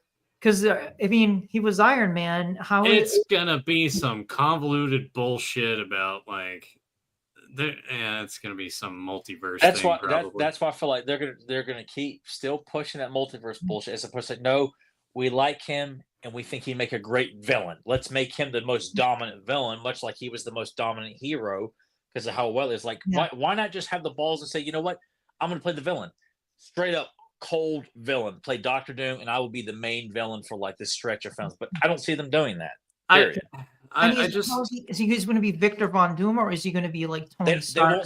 They won't say what he's going to be. If it's going to be like a parallel universe of Tony Stark becomes an evil Iron Man / Dr. Doom. Oh, I want to see Victor Von Doom. Like me too. That's what everybody wants. Who's connected to the Fantastic Four? Not this Dr. Doom's not going to be connected to the Fantastic Four because this Fantastic Four movies could be Galactus and Silver Surfer. It's not going to be Dr. No, but Doom. I heard that he's. I don't know if it's true, but I heard he's going to show up first in that as a cameo. But I heard something about that too, which I don't know how that's going to work. Why can't? And I get it because it's comic books and these characters intertwine. But can we just break the disconnect and just let people let these characters have their own stories and just stop trying to connect everything. Let's just have one good movie. I mean, you can reference them if you want to. I think of like Batman Forever, like the circus must be halfway to Metropolis by now. Oh, Superman's in the same world. Yeah, I'm good with that. I'm good with that. That's it. It's like a name drop. Yeah. I'm curious about the new Superman movie too. Crypto is going to be in that, so which he looks cute in the picture. So I'm not. It's Crypto. Even though I don't mind that idea. I don't trust James Gunn, and I don't like the look of the new Superman. And honestly, I'm not interested in another Superman movie. You think it's going to be like a comedy, like a Guardians of the Galaxy tone? I just look at James Gunn. He's like, it's going to be fun. It's going to be great. God, I hate I guess speaking over Zack Snyder, whatever he does, as long as it's not Zack, I can't. Well, and they can't do any more worse than Zack Snyder, but I just feel like they just don't seem to like. I don't know. I just feel like it ain't for me. I won't be going to the movie theater. I'll just stick to my Christopher Reeve movies and leave it at that. Well, yeah, you're never going to top that. Are you going to watch the Creature Commandos? I watched the first episode this morning. How is it? I thought about checking it out myself. It's very James Gunn-esque. Okay. All right, Tyler, don't watch it. I'm on it. I'll be watching that after Brave of the Bold tomorrow. If you like the tone of something like Suicide Squad or Guardians of the Galaxy, it has that tone, but with monsters. So the monster aspect pulled me in, and it was all right, but it definitely has that James Gunn kind of vibe too. I don't mind that. Like his Suicide Squad movie, I thought was okay. I thought it was pretty good. I agree. I didn't mind it either, and I like Guardians of the Galaxy. but I like the first one. I Mhm. didn't like the second one at all, and I haven't watched the third one because I'm so burned out on MCU stuff. Yeah. Well, they're no more fun. There are no more serious movies with the Marvel films. Yeah. It seems Yeah. like that's the thing. It's like it was nice when there was a mix of some were funny and some were not funny. And now it's like everything has to have Everything. that tone Yeah. to it. Yeah. Yeah. So I miss the balance of Mhm. the stuff. Like you can, and Tyler and I beat this dead horse. You can have the humor can be there, but it doesn't have to just suffocate every single Right. scene that you have. Although I absolutely loved Thor Ragnarok. I'm sorry. You know what? Because it had talking Hulk in it, which I wanted for so long. The Hulk, like old school Hulk saying lines, like talking like a toddler, like Hulk smash puny human, like the way he would talk in those old comics. They were like afraid to go there, I think, in the movies, and they finally did do it in that movie. And because I love the Hulk, but that's the version I love the version of the Hulk where he talks like that, and when he gets mad, he can still speak. He just speaks like a little child almost. He can't put the words together properly, and they finally did that, and I enjoyed it. I thought it was fun. I'm sorry, Tyler. I'm with Danielle on this. I didn't mind Thor Ragnarok that much either. One of my favorite lines Why of am I dialogue even here? is one of my favorite lines of dialogue is "Piss off, Ghost." I didn't make it that far into it. I had a guy I Hulk worked and with. Thor together. It was funny. It was funny, but it Yeah. was enjoyable. It was Yeah, Anyway. I didn't make it that far into it. I think I got under an hour. And I said, "Oh fuck this movie." I couldn't take it. And it's not like the Thor movies before were much were great. Like No. there's moments in the first Thor I genuinely like, Mhm. but the rest of the movie is pretty fucking forgettable. And part two, I'm like, oh, I Yeah, couldn't tell you a part single 2. thing about it. It sucked. Yeah. It Yeah. really just comes down to Captain America 1 and 2 and the first Iron Man, and that's about as good as it's got. I think. I don't. Civil War is great up to a point, and then it loses it. But I don't think the quality has been as good as those first two Cap films and that first Iron Man film. I still my favorite MCU movie is Winter Soldier, without doubt. Yeah, For sure. that's hard to beat. Yeah. That's an excellent movie. Yeah. But I love that first Cap though. I just Yeah, I enjoy. like that one too. The World War II setting because of Joe Johnston. His Rocketeer connection and all that too, Oh yeah. and the Red Skull. I love the Red Skull. Like I Oh just yeah. It's too I bad was that actor didn't want to come back. Oh gosh, he was from he was in Men in Black. Hugo Weaving. Hugo Weaving. Yeah, I guess he didn't enjoy doing it because he didn't want to come back to. I heard both. I heard he did want to come back. Then I heard that they wanted to come Oh. back. He said he would do it, but then I think they reduced his role, and he's like, "Well, fuck that." And Oh, I see. Okay. I know, but I'm like, he is the Red Skull. Like He was that's excellent. He was he's fantastic. amazing in it. Oh, Yeah. that was one of the best things about the movie. Was just, and when they announced he was playing, oh my god, this is sign me up. Take my money now. Like I knew he was gonna be great, and he was. Yeah. Did you watch the X-Men animated X-Men 97, is it? Yeah, Nathan did. I was like, I don't trust these people to put together a show that lives up to the original series. I don't buy it. I didn't finish it. I need to go back and watch the other episodes. It's pretty dark. Like it gets very mature. Yeah. Yeah. I didn't mind it. I thought it was pretty good. They did stuff that they wouldn't have never would have been able to get away with when it aired on Fox, or they couldn't do some of the stuff that they did, like mature kind of themes that they went into, which I thought was pretty interesting. I mean, I enjoyed it. I thought it was pretty good. Have they done a second season already, or is it? No. I think so. Okay. And they're doing it in Spider-Man, Friendly Neighborhood Spider-Man, right? Yeah. I heard about that. Yeah. But I'm just, I guess I'm just getting to where I've been let down so many times. I'm just like, I'm like, I had my Spectacular Spider-Man cartoon, which I think that's probably the best of the Spider-Man animated series. I like that one a lot. Outside I've of like never the watched 80s. that one. Oh, you never watched that one? Spectacular. No, I watched Spider-Man and His Amazing Friends when back in the day. Yeah. That one, in the Solar Stars, I fucking love those. Yeah, They're great. The 60s, I love the 60s, and love that one too. Watch that, and then the 90s one, I watched a bunch of those at the time. The 90s Spider-Man cartoon, but I never watched the Spectacular Spider-Man. I've never seen that one. That's it's on Disney Plus right now, and it's on YouTube. You can watch most of the episodes on YouTube. I like that one more than the 90s one.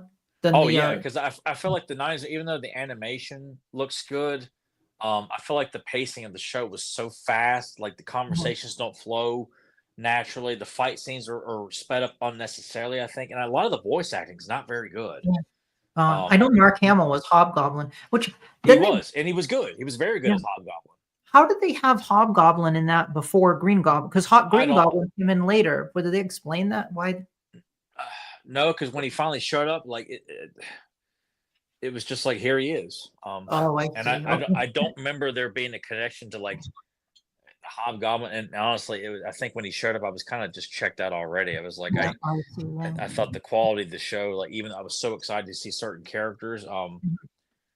The show doesn't hold up though. I've tried to go back and rewatch certain things, and I love the opening intro. That opening that music is badass. But the show, I can't stand Greg Brady as Spider-Man / Peter Parker. Is it Greg Brady doing the voice? From the Brady Bunch movies. Okay. Yeah. When Tyler says that, immediately you're like, you think TV Spider-Man? Show. Now, I think there's a podcast with Peter with Michael Knight and does he? Christopher Knight and Barry Williams. Called the Brady Bros. Yeah. I haven't listened to it, but somebody was telling me about it. With Spectacular Spider-Man, one of the things though I think is a big deterrent for a lot of people that are wanting to check it out is the animation style looks a little like character models look a little weird, I guess, for the time, but it doesn't bother me. It kind of has that same like I compare Spectacular Spider-Man to the sense of like Ninja Turtles 2012, where if you just look at them, you're like, all right, absolutely not. But if you actually give them a chance and watch them, the storytelling in both are so good that it pulls you in, and you get really invested into it. I thought it was a very well made Spider-Man show. Like they characters that I mean, it was just cool to like see the Enforcers show up. You know, you get variations of the Sinister Six. You know, you get Venom and. You know, I just thought it was a very Chameleon shows up. You got Green Goblin, like, and they do a lot of Tombstones in it, Hammerheads in it, Silver Sable's in it, Black Cat's in it. You know, the Tinkerer, like they throw in the Tinker, like that's getting obscure there too. So, I enjoyed the hell out of it. You know, cool. Yeah. I'll have to check that out. And I know the new Daredevil series is coming too. They're that I'm kind of curious about. I mean, I know the Punisher is going to be in it, and they kind of burned down what they had done before because they were. Thank God. Kevin Feige was like, no, we're redoing. Which I'm thinking, like, you greenlit this stuff. Where were you when they were filming it?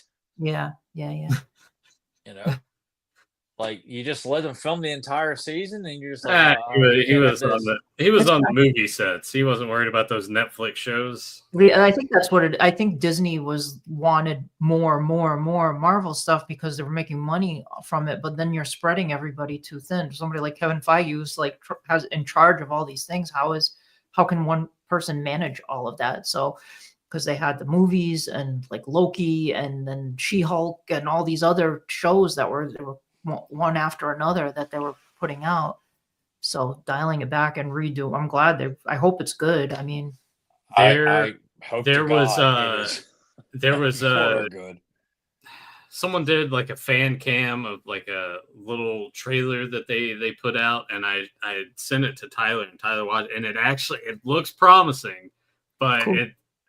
I have to temper the expectation because it's Disney. I just feel like Disney's going to come in and like, no, we need to castrate this scene. And Punisher can't be that tough. He needs to be like fluffy. And no, you can't do that to Punisher.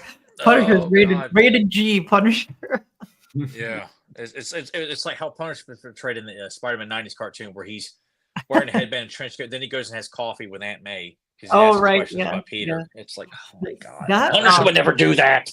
The Punisher and that actor who does the Punisher, he's excellent. He's very well cast, I thought, in that role. I liked him in the second season of Daredevil. Like his solo series, I hated it. I was like, these Oh, guys really? don't get Punisher. I didn't think they did. I was like, this is more about telling a story of someone who's dealing. I don't know. I just feel like they're telling not a Punisher story. You're telling a story of of someone who's dealt with war trauma and dealing with the effects of that and other stuff. I'm like, that's fine, but that's not what the Punisher's about.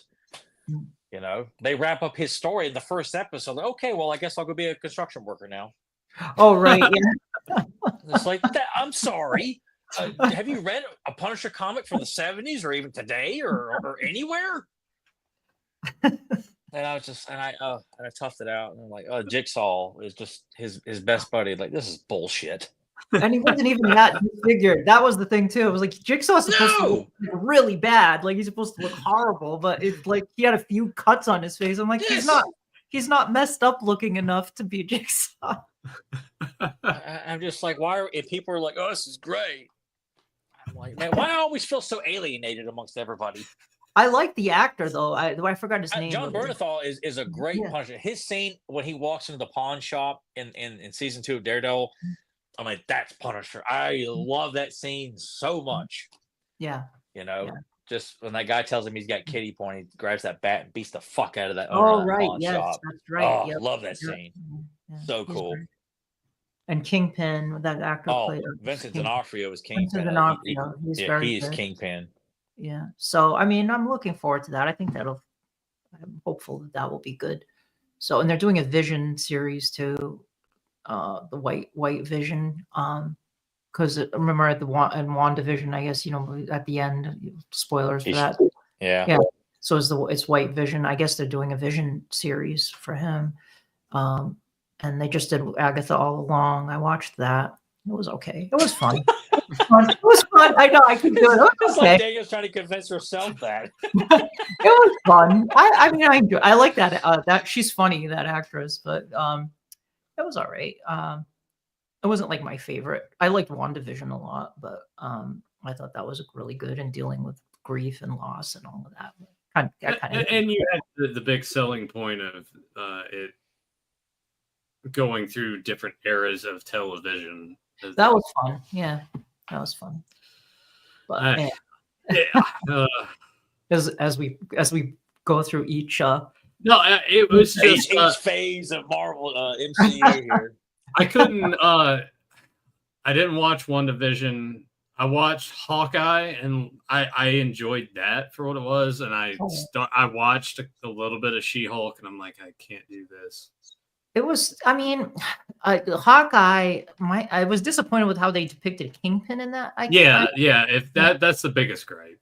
Yeah, but otherwise, I enjoyed it. She-Hulk was okay. I mean, I don't know, they got a lot of flack, but my problem with She-Hulk was they needed to spend more money on the CGI because sometimes it was like everyone would agree with that. Like, what the hell? Like, did they not finish this? Like, release it before? Sometimes it did not look that great. That's kind of the biggest problem with not even just what they've done in film and television, but also video games since the pandemic is they want to just rush, deadlines, got to get it out, and like, just take your time. That way you can polish everything and make sure it's the best it can be before you put it out for mass consumption. So you see all of the CG. I think there was some stuff in what was it? Was it the Doctor Strange film? Some of the CG in there. People right. Yeah. Kind of complaining about. It's like, just like push stuff back if you need to. Just make it look good. I feel like that the streaming services have got is that they're constantly in need of content. So they're just like, shove as much shit as you got because we have to keep new content going in all of our streaming services. And it's just like, at some point, people are going to realize we need movie theaters because that way we can take our time and release 2 films a year as opposed to 10. Yep. You know? Yeah, exactly. But also, we're kind of past the point of people not wanting to go to movie theaters either. Yeah. because of the streaming services. So it's all going Well, to you implode. can pause and go pee. Like you can't pause at the movie. Yeah, theater, and you know. I love that. People talking, especially with these 3-hour long movies now. Like I might go see Wicked tomorrow. I was talking to my sister about going to see it, but it's like 3 hours long. I'm like, why does it have to be 3 hours long? I can't.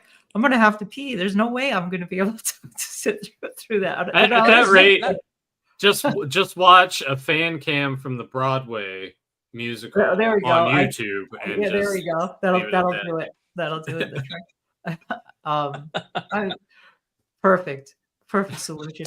Although I do like in the theaters now that a lot of the theaters now have those like reclining seats and stuff. They're too bulky though. I just feel like it's just really, yes. I don't know. I just feel like no. Tyler doesn't recline in them really. He just sits in them like a chair, and he's sitting there like. I mean, you see how big Tyler is. He's sitting there in a chair, and he's just like this, and he's just. All right. I can totally picture that. Dude, just lay back a little bit. But even then, it's just they make too much noise trying to recline back into it because I like to maneuver and adjust myself. I don't want to sit like completely like I just don't like it. I don't like it. It's leather and they're hot. So it's just it's no good. I miss the old shitty metal chairs.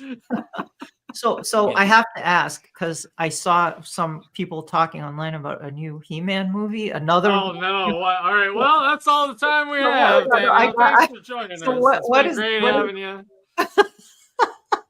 No, go ahead. What is it? What is the premise? Have you heard about this? Because I heard it was like it's Adam is a kid and he gets sent to Earth.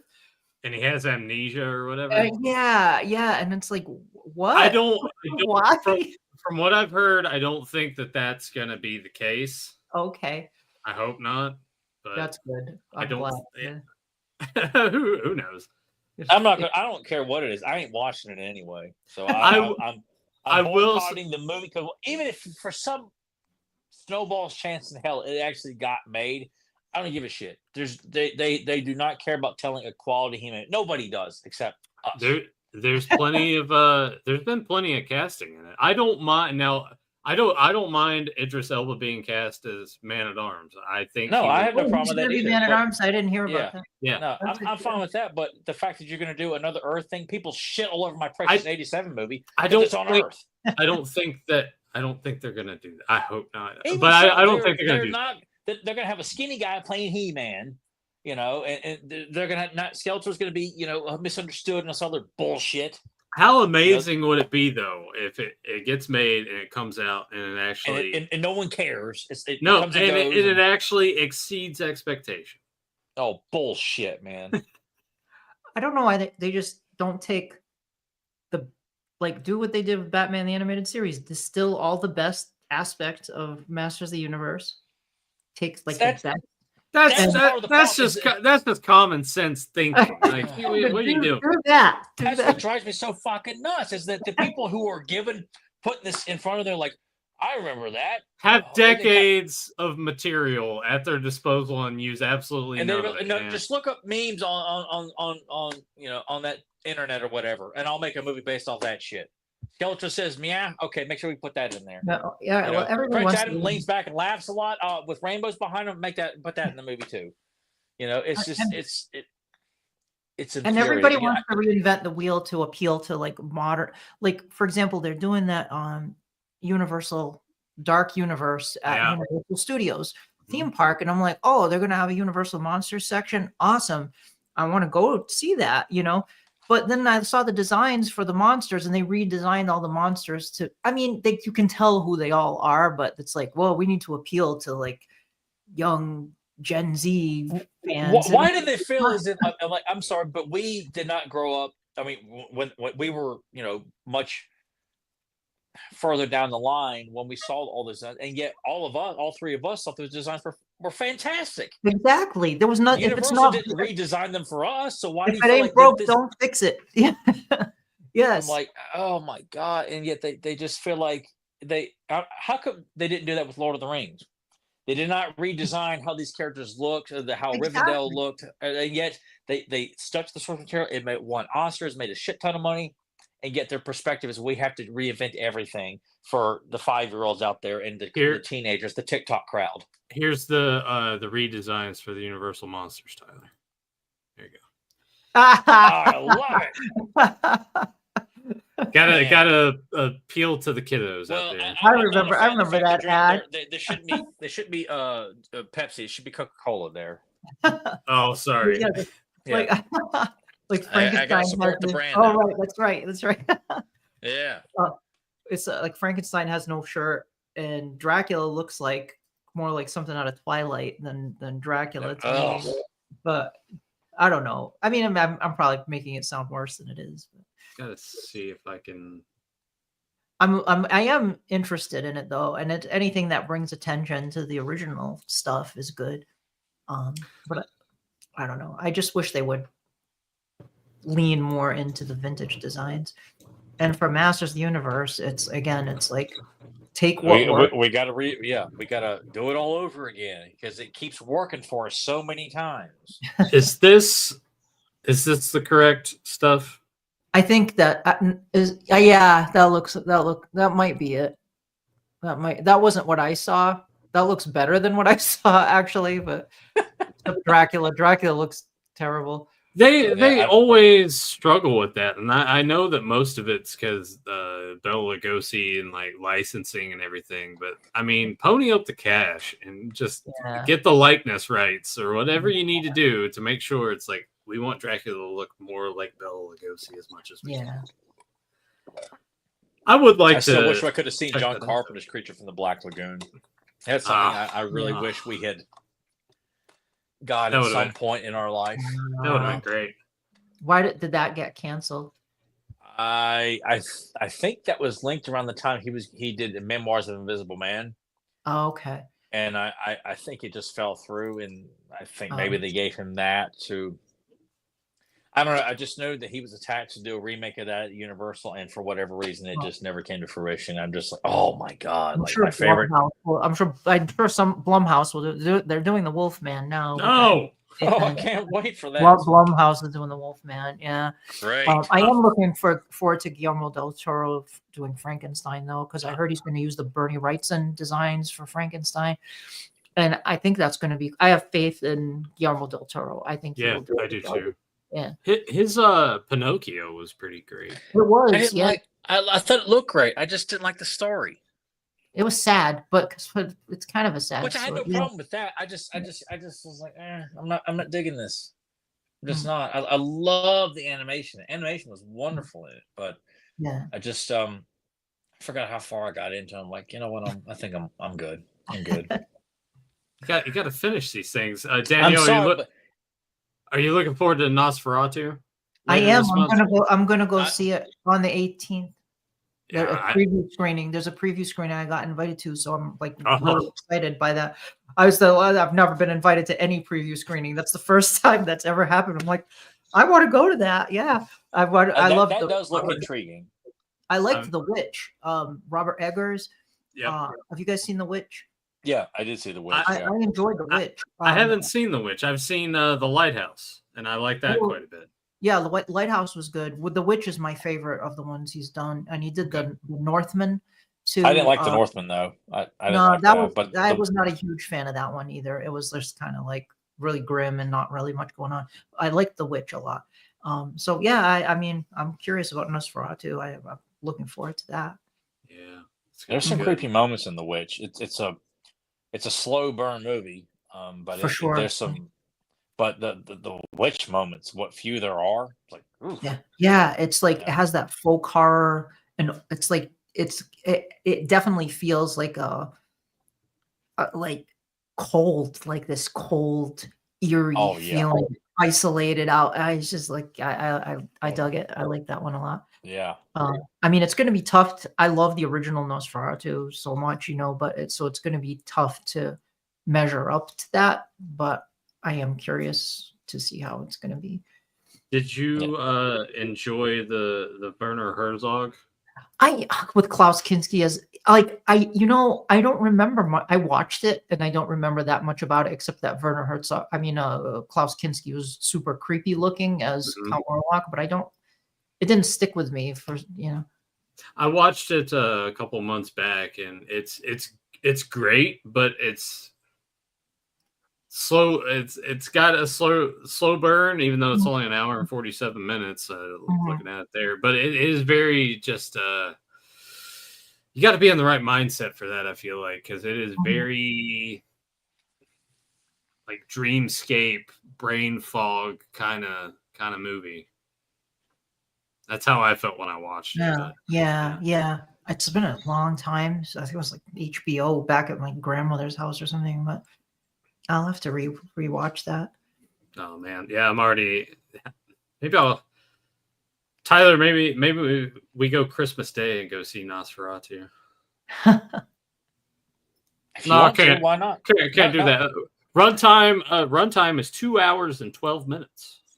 Just I'll take a bathroom break. Well, just yell at me like, "Hey, can we pause this?" Yeah, can you stop the damn movie? I got to go to the bathroom real quick. Yeah. But yeah, if you want to do that Christmas Day, man. Yeah, maybe we'll see. Are you also off during like between Christmas and New Year's, or are you working anywhere? I'm gonna work, but it'll be such a low key work schedule. Like I don't have to get up at 5 a.m. So we'll work something out. Yeah. All right. Well, is there anything else you guys want to talk about before we wrap it up? Any other MCU stuff you want to toss at us, Danielle? And we'll get you. Yeah, that was okay. I keep asking, did they need to make that movie? No. Yeah. What have been some other unnecessary sequels? To tie it into back to Batman though, in sequels, there's a writer that I guess he's very well known for writing like really good novels set in universes of pop culture, movies and things, and he just wrote a sequel to Batman 89 that's set between Batman 89 and Batman Returns, and supposedly it's really good. And there's like an audio version of it too. And not the okay, because I was thinking you were talking about the comic book, the one that it's not that. Yeah, it's a novelization because it's almost as if like the Joker may have survived or something like that. Yes. Yep. Yeah. So I heard it's really good. I was watching a YouTube review of it, and the guy was like going on and on about it. But so I might check that out at some point. Yeah, because I heard that was coming out, and I'm like I still would rather much have a.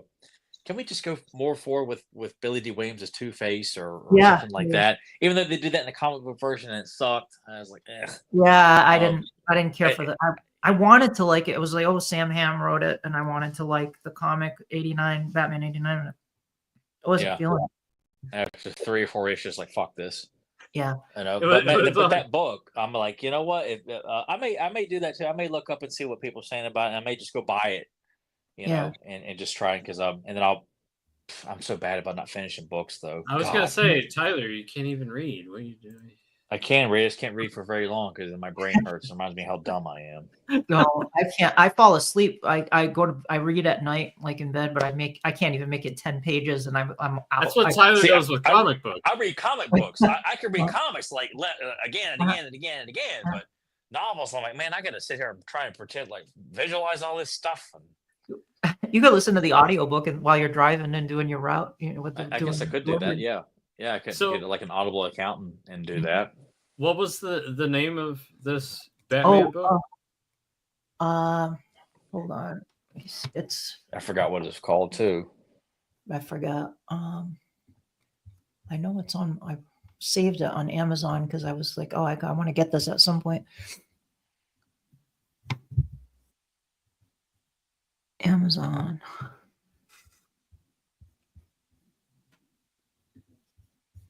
Danielle sounds like my dad. Resurrection. When he's navigating the internet, he's just like talking to himself like Amazon. Batman Resurrection. Oh, okay. Cool. Yeah. Oh, okay. That's it. Yep. Yeah, that's it. I need to look up the summary about that because I read it when it was announced. I was like, man, I want to see more villains. Like, you know, we had the best Joker movie possible with that. Let's see another villain. Well, you want me to read it to you now, real quick? Yeah, let's go ahead. The Joker is dead, but not forgotten. Gotham City is saved, but is still not safe. By night, its new symbol of hope, Batman continues his fight to protect the innocent and the powerless. By day, his alter ego, Bruce Wayne, wonders whether there may be someday be a future beyond skulking the city's rooftops or cavernous halls of his stately manor alongside the ever dutiful Alfred Pennyworth. But even after death, I can't read. I'm like Tyler.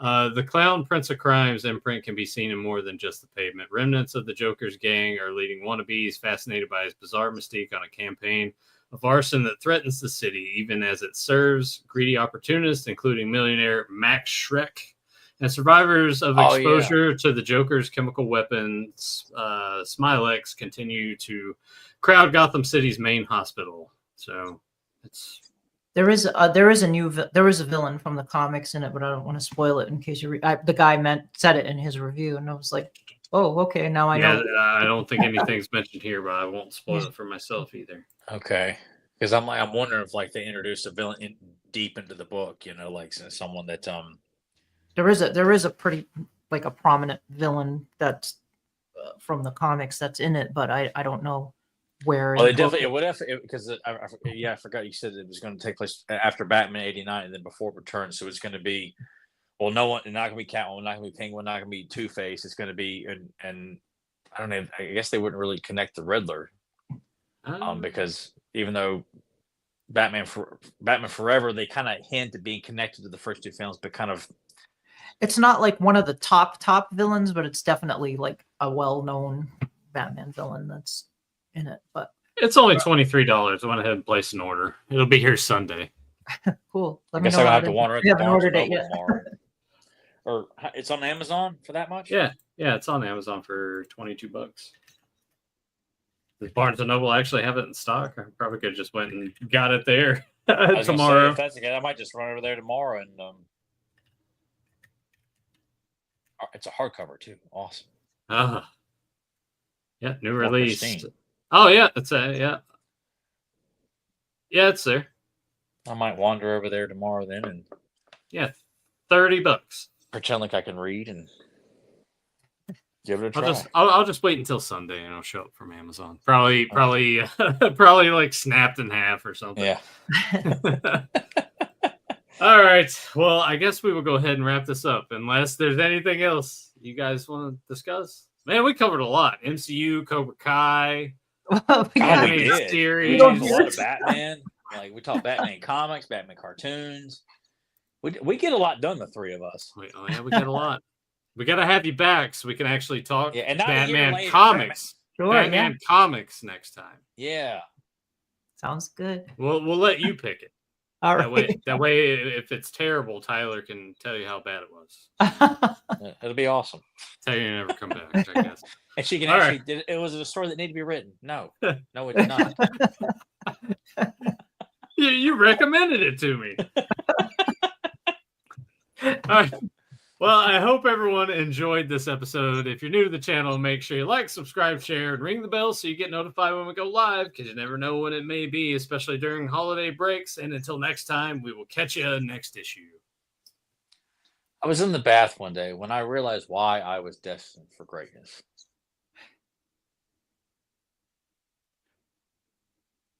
I can't believe Danielle. Wasn't it the Joker?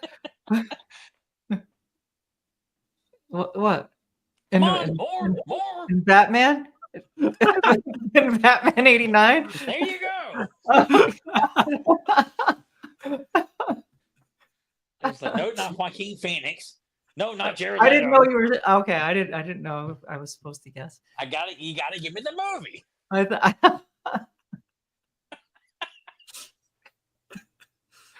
As long as it okay. Because it wasn't Jared Leto. No. That was him and his grape soda cap teeth.